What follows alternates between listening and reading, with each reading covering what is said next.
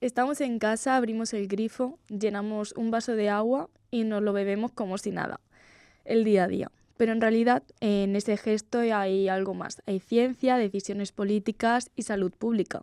Una de esas decisiones, tomada hace más de 70 años, fue añadir flúor al agua potable. ¿Para qué? Para prevenir caries, especialmente en las personas que menos acceso tienen a la atención dental. Ahora, en pleno 2025, algo está cambiando. En Estados Unidos, las autoridades han empezado a retirar el flúor del agua. No porque haya un nuevo estudio científico que diga que es peligroso, no. Lo están haciendo por razones ideológicas, por discursos que hablan de libertad individual, de supuesta toxicidad e incluso conspiraciones. Y claro, esto ha encendido todas las alarmas.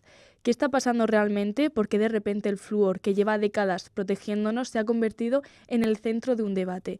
¿Y qué consecuencias puede tener eliminarlo? No solo en Estados Unidos, sino en cualquier parte del mundo. Hoy vamos a entenderlo todo, qué es el flúor, qué hace en nuestro cuerpo, por qué se puso en el agua, qué pasaría si se quita y sobre todo, qué nos dice este debate sobre la relación entre ciencia, política y salud. Y para eso tengo conmigo a un experto en salud pública, Ildefonso Hernández, catedrático de Medicina Preventiva y Salud Pública de la Universidad Miguel Hernández. Vamos a escucharlo, vamos a hacer preguntas incómodas y sobre todo vamos a pensar juntos. Muy buenos días, ¿qué tal? Buenos días, muy bien, gracias. Para comenzar, me gustaría preguntarle lo básico, ¿no? Mucha gente, incluyéndome a mí, antes de preparar la entrevista, no sabemos qué es exactamente el flúor. Si es un nutriente, un medicamento, un químico más, y por qué empieza a ponerse en el agua del grifo.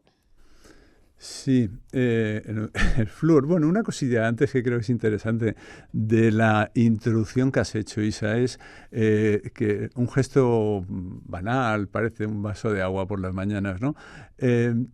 Digo que es importante y es curioso porque hubo un artículo muy nombrado en el New England Journal of Medicine, que fue una revista de referencia de medicina mundial, que decía: ¿por qué la salud pública pasa tan desapercibida? La salud pública pasa desapercibida porque cuando funciona no pasa nada. Y claro, no tenemos pacientes agradecidos, nadie te va a saludar porque son no ocurrencias, no ocurre nada. Cuando se hace una ley del tabaco, se salva mucha gente, pero no tiene nombre, son cifras estadísticas y no son reconocidas. Y en comunicación vender esas cosas es difícil. ¿Por qué? Porque no hay afectados, es mucho más fácil. A alguien le pasa algo, vas allí, todo eso es noticia, pero no es noticia que no pasen las cosas. Claro, cuando sale el agua por el grifo, ahí detrás hay, como bien has dicho, ciencia. Hay una ciencia que te dice qué niveles son los que han de tener máximos el agua de muchos productos. O qué cosas deben tener y no tienen. Por ejemplo, el flúor. Y hay inspectores de sanidad que van por aquí, por Elche, y van a los sitios del agua, miden, toman muestras, etcétera. Y después hay todo un sistema que hace que lo que bebemos, lo que comemos, el entorno en el que estamos sea seguro. Eso se llama protección de la salud y es una parte de la salud pública.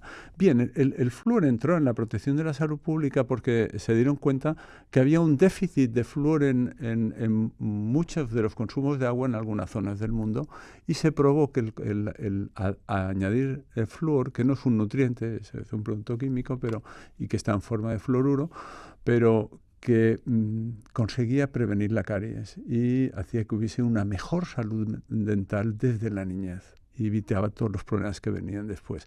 Las bocas que antes veíamos, hace 40 años, 50 años, ya no se ven. No solo porque se arreglen las que están con algún problema, sino porque hay mucha menos frecuencia de problemas de salud mental gracias al flúor. Por lo tanto, la pregunta era si era un nutriente. No, no es un nutriente, pero es un compuesto que puede ayudar a prevenir la salud dental, a mejorar la salud mental. Perdón. Como has comentado anteriormente, que hay una diferencia de bocas de hace 40 años atrás hasta ahora. Nuestros bisabuelos y abuelos bebían agua del pozo, de manantiales y no había fluoración. Tampoco había conocimiento que hay ahora sobre salud dental. ¿Qué diferencias reales se han observado entre aquella época sin flúor y el mundo actual donde está presente el agua en el agua potable? Las diferencias que se han visto son muchas, porque antes había en el agua potable a veces muchos contaminantes que la gente no sabía. Por ejemplo, había arsénico en muchas partes de España y eso producía cáncer. Había plomo en algunas zonas porque se utilizaban conducciones de plomo y eso afectaba al coeficiente intelectual de los niños y causaba problemas neurológicos. Es decir, había una serie de contaminantes que no estaban regulados. Ahora mismo, en España, esas cosas que funcionan bien y en silencio es que hay un sistema de provisión de agua potable en todo el país y que hay un sistema de información que te dice cómo está el agua el agua del grifo de tu casa. O sea, uno puede informarse de cómo está en cada sitio de España el agua, en qué problemas tiene. Por ejemplo, en mi tierra de origen, que es Menorca, hay muchos nitritos, desgraciadamente, porque ha habido mucha ganadería que hacían queso, etcétera, y también por otras cuestiones, y hay nitritos que pueden causar también cáncer. Y por lo tanto han tenido que poner una forma de corregirlo. Y esto es lo que ha cambiado. Y entonces también es cierto que la cantidad de flúor que había, pero también las cuestiones de higiene, el que las pastas dentífricas no tuvieran flúor y todo eso, contribuye a una muy mala salud dental. Y eso era visible, además. O sea, el cáncer no se sabía de qué venía, pero la boca era, digamos, no se veía, no era tan patente, lo de la boca era más patente, sí. Me ha hablado de cáncer, de plomo. ¿Hasta qué punto puede afectar, más allá de las caries, la retirada del flúor en comunidades vulnerables? ¿Podrían aparecer complicaciones indirectas como infecciones, enfermedades asociadas o mayores desigualdades a largo plazo? No, porque ha habido algunos cambios. Una es, primero, el flúor no hace otras cosas, por lo tanto no protege la salud por otros motivos, por lo tanto si desaparece no es tan grave. El que desaparezca en algunos sitios donde, en Estados Unidos hay sitios donde la cantidad de flúor en el agua normal es muy baja, muy baja. A ciertas comunidades tendrán problemas de salud mental, obviamente, ¿vale? Porque son comunidades que no tienen tampoco acceso a otras cosas, ni tienen un acceso tal vez a una higiene dental y a un acceso a higienistas dentales o a odontólogos, etcétera, y pueden tener más problemas. Pero no es tan grave. De hecho, en España la fluoración no se ha hecho en todos sitios y ha dependido del nivel de flúor que había previo. Es decir, alguna comunidad, como el País Vasco, pues fluoraba el agua porque no llegaban a los límites, en cambio otras no, porque tenían ya suficiente el origen natural, ¿no? Entonces eso es lo que hace que las cosas no sean tan abruptas, el que se deje. En España eso no afecta a nada porque las cosas se hacen de acuerdo a las comunidades autónomas según cómo está en cada sitio, y aparte lo que digo, la higiene dental y la cantidad de flúor en el dentífrico ha aumentado mucho, y ese flúor que también está en el dentífrico y que parte se absorbe y que parte se ingiere, además a veces hay que ir con cuidado que los niños los traigan demasiado porque tampoco puede tener una dosis, pero que hay suficiente como para evitar los problemas de salud dental. Entonces se podría decir que es realista pensar que la educación individual, el cepillado, las visitas al dentista pueden sustituir, que hasta ahora pueden sustituir el flúor en el agua, ¿no? Que hasta Bueno, ahora ha depende sido del país, porque a ver, aquí no afecta tanto. En Estados Unidos sí que afectará y no es fácil sustituirlo por cosas individuales, porque allí el grado de atención sanitaria es muy desigual. Hay muchas desigualdades en salud y en el acceso a los sistemas de salud. Es muy difícil ir allí a que alguien te aconseje sobre cuestiones de esas. Y de hecho, y después hay una distancia social a los servicios de salud y hay mucha gente que vive en situación muy vulnerable. Ni que decir tiene solo el conjunto de millones de inmigrantes en Estados Unidos ahora atemorizados que no salen de sus casas, no van a ir al servicio de salud, que no va a ser que los detengan. Quiero decir que esto se junta. O sea, esa medida de Estados Unidos de quitar la medida del flúor diciendo que es más libertad personal, es otra estupidez, es otra de las estupideces que se están haciendo, pero que no es una cuestión aislada. Los efectos per se puede ser que no sean tan graves, pero bastante tienen con el daño que se está haciendo a la salud de Estados Unidos, quitando todas las agencias de salud y reduciendo el número de científicos, ¿no? Como nos está comentando, en Florida, por ejemplo, ya se ha aprobado la retirada del flúor. La medida estará en vigor este año, en 2025. ¿Qué argumentos están utilizando para estas autoridades? Bueno, ahí justificarlo. está el gobernador de Florida, que es uno de los más fans de Trump y que incluso quería competir con él. Es cierto que siempre ha sido un debate la salud pública el poner flúor o no, porque siempre los de salud pública siempre aplicamos marcos de ética para no introducir medidas que no estemos seguros de que funcionan y que causen daños en la población.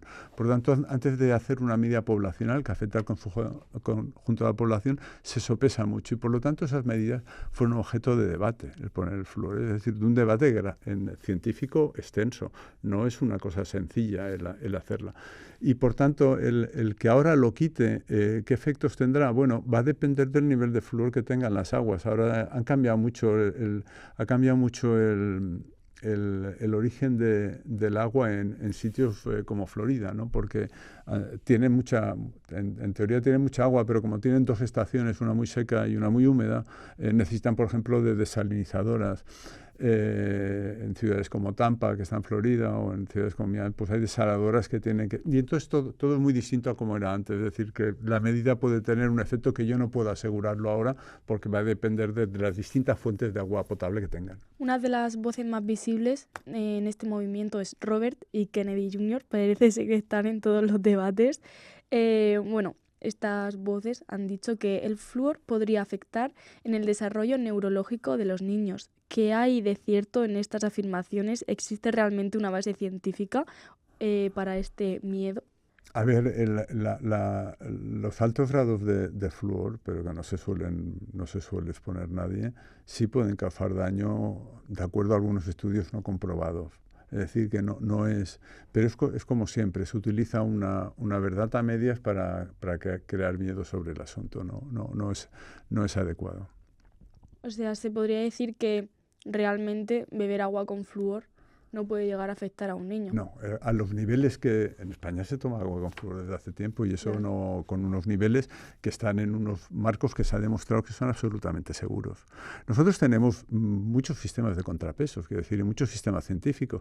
En la Unión Europea tenemos la Agencia de Seguridad Alimentaria, tenemos el Centro de Control de Enfermedades, etcétera, donde todos los grupos científicos de toda la Unión Europea se reúnen para establecer cuáles son los límites máximos y mínimos, etcétera, etcétera. Es decir, que las cosas están, afortunadamente, digamos que Europa es uno de los paraísos mundiales en regulación de proteger la salud. Aquí no estamos expuestos fácilmente a problemas. Cuidado, claro que estamos expuestos a cosas que deberíamos quitarnos. Hay demasiados microplásticos, hay demasiados pesticidas, claro que sí.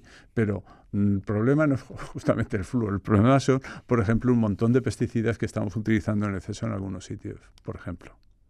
La idea de que esto es una cuestión de libertad individual, como hemos comentado anteriormente, ha calado fuerte, sobre todo en Estados Unidos, ¿no? Pero en el fondo, ¿esto es un debate político o sanitario? O sea, ¿se está tomando una decisión médica con criterios ideológicos o hay argumentos sólidos sobre la salud pública para sostener este cambio? Todo lo que tenga que ver con salud es ideológico y es político. La salud es un asunto absolutamente político. No hay nada que no sea político. Como decía la poetisa polaca Szymborska, hasta el amor es político. Vamos a ver. Claro que cuando se habla de libertad personal hay ideología por medio y cuando se habla de salud también. ¿Por qué? Porque las elecciones que se hacen como sociedad de cómo quieres abordar los problemas de salud es una cuestión política.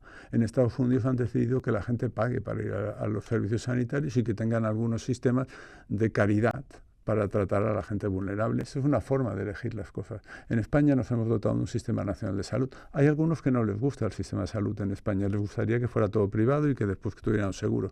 Son formas de ver las cosas. Hay algunos que preferimos un sistema público de salud porque nos parece más solidario y otros. Por lo tanto, todo es político. Y cuando se está diciendo que el flúor y se está tratando de reducir la voz autorizada de las agencias de salud, que en España todavía no tenemos agencias de salud pública porque hace poco votaron en contra y dentro de nada, ahora está en el Senado, volverá y veremos qué ocurre, pues el quitar esas agencias tiene que ver con el que haya voces autorizadas a los que pueden recurrir los medios de comunicación y digan a la población cuáles son los elementos que hay y una población informada puede actuar.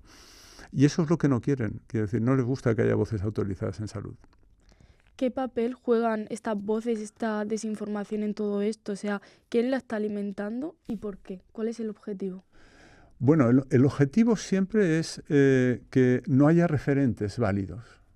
Al no haber referentes válidos, vale igual un youtuber que dice una memez que una agencia de salud, ¿no?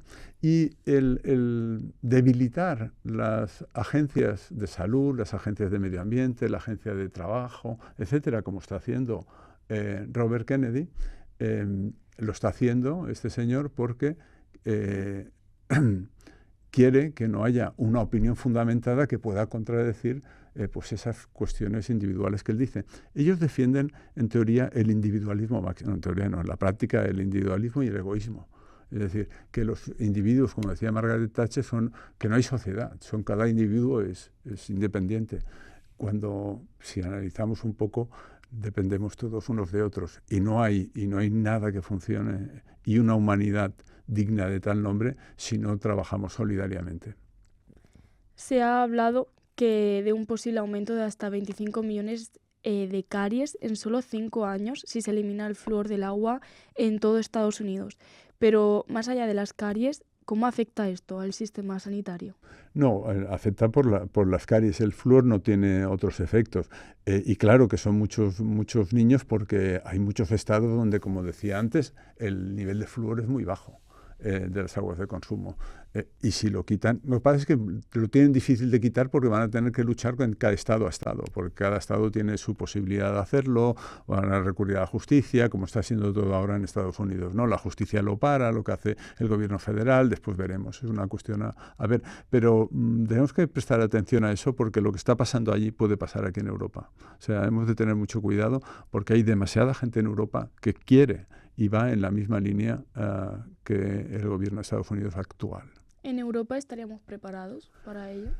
De momento lo estamos. Lo que pasa es que la Comisión Europea está tomando algunas decisiones que son preocupantes. Y después también hay que tener en cuenta que muchos de los partidos que están en el Parlamento Europeo son partidos que son poco europeístas.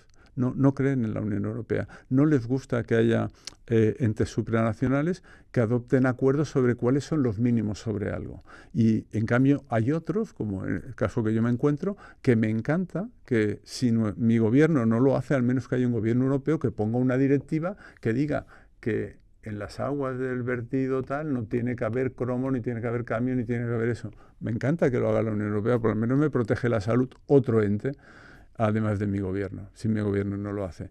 Y el único problema que tiene para mí la Unión Europea es que no utiliza sus autoridades para forzar más a los estados a proteger la salud de los individuos. Su política del tabaco es muy así. No quiere meterse mucho, cuando podría exigir que, por ejemplo, ningún niño estuviera expuesto al humo del tabaco en ningún sitio, ni en el exterior ni en el interior, ¿no? Y para finalizar, Ildefonso, ¿qué nos enseña este debate sobre cómo estamos gestionando la salud pública en pleno siglo XXI? Nos enseña que estamos a unos riesgos, que los medios de comunicación, por ejemplo, son muy importantes. Necesitamos medios de comunicación independientes, medios de comunicación que utilicen, que haya periodistas bien formados, que utilicen las fuentes más acreditadas, que puedan identificar cuáles son las fuentes acreditadas y cuáles no, porque hay mucho pseudoexperto por ahí funcionando. Estamos ante un riesgo de que se debiliten las agencias de salud y eso también pues haga que se pierdan referentes en quién mirarse para saber qué es lo mejor para nuestra salud, ¿no?